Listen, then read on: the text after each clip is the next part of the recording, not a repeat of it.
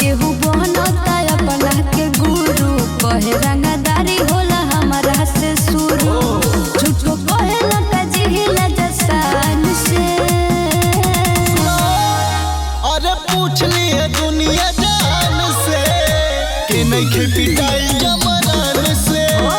पूछ लिए दुनिया जान से कि नहीं खे पिटाई जमरान से। All the best. Thank you.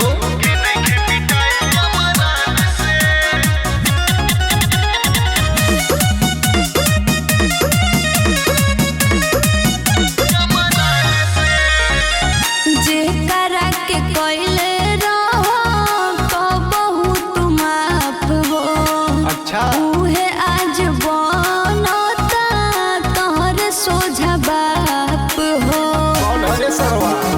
हमनी से जे अधुराई हो माटी में मिल जाई हो। लाठी बाटे चमकाव दुनो हान से।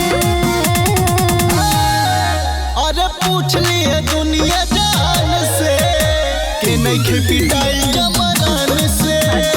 पूछ लिए दुनिया जान से कि नहीं खे पिटाई जमरान से। अरे पिटत रहो। अरे देखत रहा का होता। मजीद रिकॉर्डिंग स्टूडियो प्रयागराज।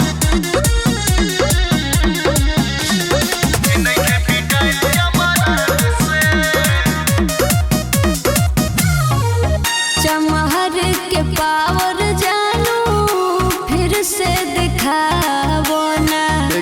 बांधी के पगड़ी सगरी गरदा उड़ावो ना। हमनी के चले सराकार हो थाना न लिखे फैयार हो। मन जिद सुन ली हो तू कान से। अच्छा अरे पूछ लिए दुनिया जान से कि नहीं खे पिटाई